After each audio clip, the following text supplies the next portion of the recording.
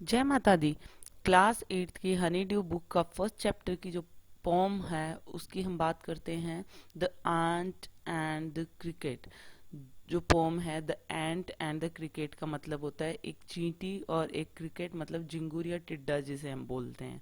आप सबने सुना होगा इसका नाम।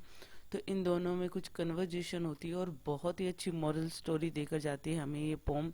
तो शुरू करते हैं हमारी pome. A fable is a story often with animals as characters that conveys a moral. अब जो ये the ant and the cricket है ये एसोप फेबल से ली गई है। एसोप की फेबल्स कितनी फेमस हैं वो हम सब जानते हैं। फेबल्स वो स्टोरियाँ होती हैं जिसमें एनिमल्स होते हैं एज कैरेक्टर्स। जैसे पैराबल होती हैं उसमें ह्यूमंस होते हैं कैरेक्टर्स, वैसे फेबल में एनिमल्स कैरेक्टर होते हैं। और वो कुछ मीनिंग देकर जाते हैं, कुछ मोरल देकर जाते हैं, कुछ सिखाते हैं हमें, लाइफ की कुछ वैल्यूज़ देकर जाते हैं हमें, कैसा रहना चाहिए, क्या करना चाहिए, इस तरीके की बहुत अच्छा लेसन देकर जाती हैं। This poem about an ant and a cricket contains an idea of far-reaching significance which is as true of a four-legged cricket as of two-legged one. इसमें क्या होता है कि इस पोम में एक आंट है, एक क्रिकेट है। ये दोनों जो हैं वो किस तरीके से ये बताया गया है कि जो क्रिकेट है वो किस तरीके का जो यहाँ पे इंसेक्ट बताया गया है। और ये जो फोर लेग्ड जो क्रिकेट है इसको बाद में किससे कंपेयर किया जाएगा, टू लेग्ड वन से। मतलब कि क्रिकेट की जो आदतें हैं वो किस तरीके से मतलब लेजी है। और कुछ लोग ऐसे टू लेग्ड वन मतलब कि इंसान जिसकी दो टांगे होती हैं, ये फोर लेग्ड होता है जो इंसेक्ट होता है वो। तो इसको कंपेयर किया गया है कि मतलब एट द एंड ये पता चलेगा कि कुछ लोग भी ऐसे होते हैं कि कुछ ह्यूमन बींग्स भी ऐसे होते हैं जो अपना जो काम होता है वो कल पे टालते हैं या फिर लेट करते हैं। Surely you have been a cricket that has two legs. और मतलब श्योरली टू लेग्ड क्रिकेट कहने का मतलब यही है कि ह्यूमन बींग्स की बात हो रही है जिसकी दो टांगे होती हैं। तो शुरू करते हैं हमारी जो पोम है। A silly young cricket accustomed to sing through the warm sunny months of gay summer and spring. एक सिल्ली सा यंग क्रिकेट होता है जिसको सिर्फ और सिर्फ गाना पसंद होता है। अकस्टम टू सिंग का मतलब कि इंजॉय करता है, वो बहुत ज़्यादा सिंगिंग पसंद करता है, हमेशा सिंगिंग करता रहता है। कब करता है, वार्म और सन्नी डेज में, मतलब कि गर्मियों के दिनों में, सन्नी मंथ्स मतलब गर्मियों के महीनों में, जब बहुत जॉयफुल समर होती है, स्प्रिंग होती है, उस टाइम पे वो गाना गाता रहता है। Began to complain when he found that at home his cupboard was empty and winter was come. और उसके बाद में जब वो पूरे गर्मियों के टाइम पे, स्प्रिंग के टाइम पे वो गाता रहता है, और उस टाइम पे कंप्लेन करता है जब वो घर पे कबर्ड में देखता है कि उसके पास कुछ भी नहीं है खाने के लिए। जैसे ही सर्दियाँ आती हैं और वो अपने कबर्ड में चेक करता है और उसे पता चलता है कि उसके कबर्ड में कुछ भी नहीं है, cupboard was empty. Not a crumb of to be found on the snow covered ground, not a flower could be seen, not a leaf on a tree. मतलब कि एक क्रम भी नहीं होता, मतलब अ पीस ऑफ ब्रेड, बिल्कुल भी कुछ भी खाने को नहीं होता है जब वो कबर्ड में देखता है विंटर के टाइम पे। यहाँ तक कि एक पीस ऑफ ब्रेड भी नहीं होता है उसके पास में।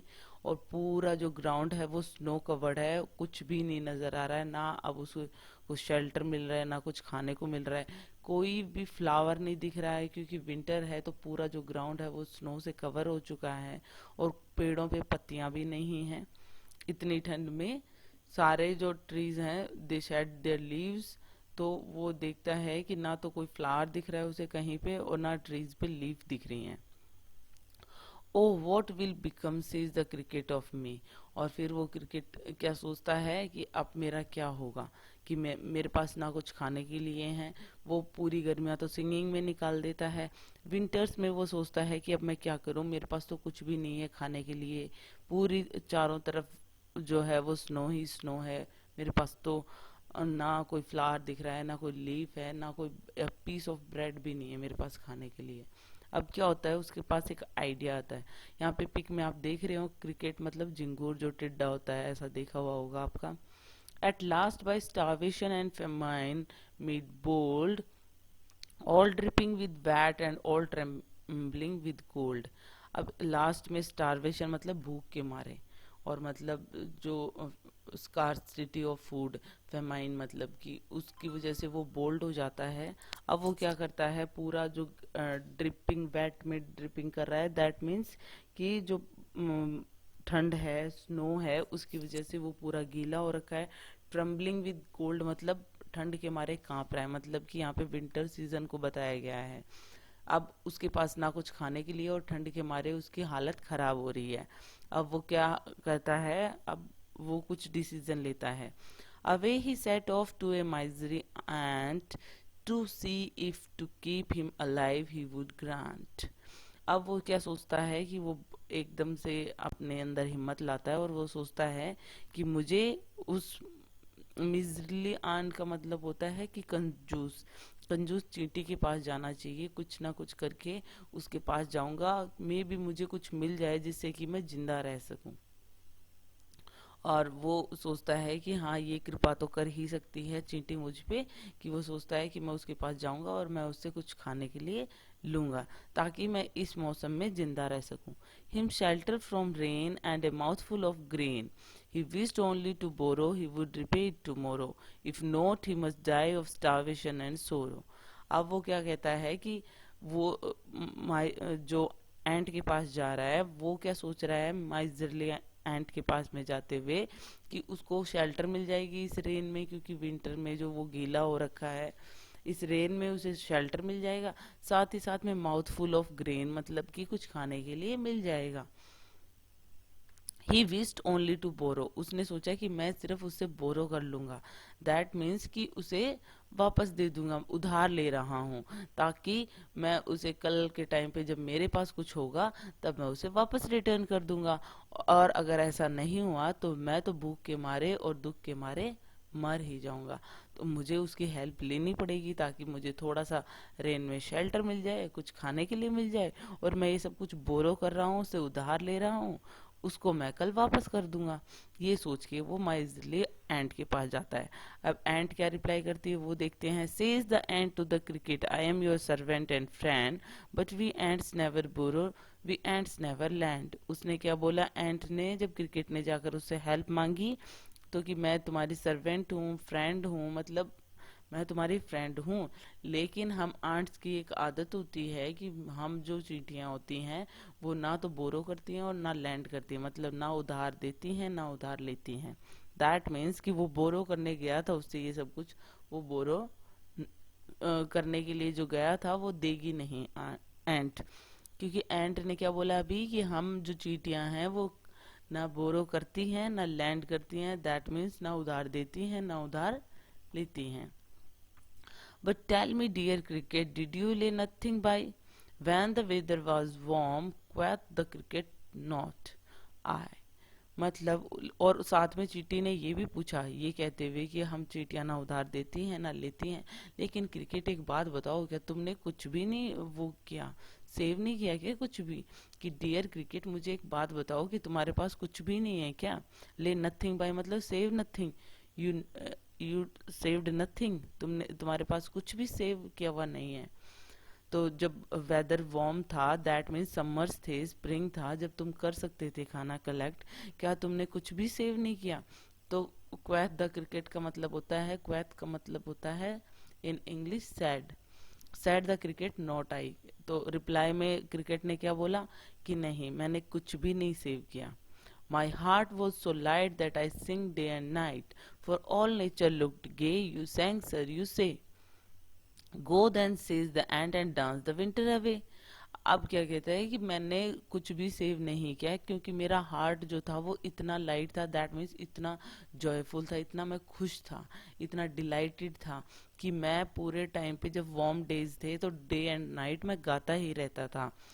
और फॉर ऑल नेचर लुक्ड गे, कि पूरा नेचर जो था वो इतना अच्छा लग रहा था, तो कि मैंने पूरा यू सैंग सर यू से, कि उस टाइम पे तुम सारे, जब नेचर बहुत अच्छा था, तो जैसा कि तुमने बताया कि तुमने गा गा के वो निकाल दिया, तो अब जाओ, गो देन, एंड ने क्या बोला कि फिर अब जाओ, अगर तुमने वार्म डेज को गा कर निकाल दिया तो विंटर्स को डांस करके निकाल दो। दैट मीन्स कि तुमने वार्म डेज जब थे, खाना कलेक्ट करने का टाइम था, तब तुमने गाना गा के टाइम स्पेंड कर दिया, तो अब विंटर्स जो है वो डांस करके स्पेंड कर दो। Thus ending, he hastily lifted the wicket, and out of the door turned the poor little cricket. Fox called this a fable. I will warrant it true. Some cricket had four legs and some have two. अब ending में क्या होता है कि वो फटाफट जो चींटी हैं वो फटाफट उसको क्रिकेट को पकड़कर बाहर निकाल देती हैं, मतलब उसकी हेल्प नहीं करती हैं, ना तो कुछ बोरो करने उसको कुछ उधार देती हैं जब वो बोरो करने जाता है, और साथ में वो कहती हैं कि वार्म डेज में अगर तुमने गाना गाया था तो विंटर्स को डांस करके निकाल दो, हम तुम्हारी हेल्प नहीं करेंगे, और उसे बाहर निकाल देती हैं। ओके। और फॉक जो है वो ये कहती है ये एक फेबल है। दैट मीन्स कि लोग कहते हैं ये सिर्फ एक फेबल है, कि मतलब एनिमल्स की एक स्टोरी है जो एक लेसन देने के लिए है, कि मतलब, लेकिन ये सिर्फ फेबल नहीं है, ये एक ट्रू है कि कुछ क्रिकेट के चार लेग्स होती हैं, मतलब अपना जो क्रिकेट है, जो झिंगुर है, टिड्डा है, उसकी चार टांगे होती हैं, लेकिन कुछ के दो होती हैं। दैट मीन्स ह्यूमन बींग्स को यहाँ पे बताया गया है कि कुछ ह्यूमन बींग्स की जो आदतें हैं वो इस क्रिकेट जैसी हैं, कि जब टाइम होता है तो वो वर्क करते नहीं हैं, उसके बाद में जब वो हेल्प मांगते हैं तो लोग उन्हें हेल्प नहीं करते। इसलिए इसमें एक लेसन देने की कोशिश की है कि जब जो काम करने का टाइम होता है तब वो करना चाहिए। दैट मीन्स यहाँ पे क्रिकेट को भी वार्म डेज में अपने लिए शेल्टर तैयार करना चाहिए था, साथ ही साथ में अपना फूड जो था वो सेव करना चाहिए था, लेकिन उसने ऐसा नहीं किया। उसी तरीके से ह्यूमन बींग्स में भी आदत होती है, जब अच्छा टाइम होता है तो सोचते हैं कि हाँ हमेशा ऐसा ही रहेगा, तो वो फ्यूचर का ना सोच के उस टाइम पे इस तरीके से स्पेंड कर देते हैं। बच्चे होते हैं तो वो भी ऐसा ही करते हैं कि एग्जाम्स की तैयारी मतलब उनको साथ साथ में करते रहने चाहिए, तो वो ऐसा ना करके सब कुछ फ्यूचर पे टाल देते हैं, और फ्यूचर में क्या होता है फिर एक साथ सब कुछ नहीं हो पाता है। तो ये चीज जो है वो यहाँ पे एसोप की इस फेबल में बहुत अच्छी चीज सीखने को मिलती है इस क्रिकेट के थ्रू, कि इस क्रिकेट के तो फोर लेग्ड है ये क्रिकेट तो, लेकिन ह्यूमन बींग्स होते हैं वो टू लेग्ड होते हैं। तो दैट मीन्स उनको क्रिकेट ही बताया गया है कि कुछ क्रिकेट जो ह्यूमन बींग्स हैं वो भी क्रिकेट की तरह होते हैं, वो भी इसी तरीके से काम करते हैं, हमेशा काम को पोस्टपोन करते हैं। So it is all about it. Hope you like it. If you like it, please hit the thumbs up button. Please subscribe the channel. Put your views and suggestion in comment section. So thank you.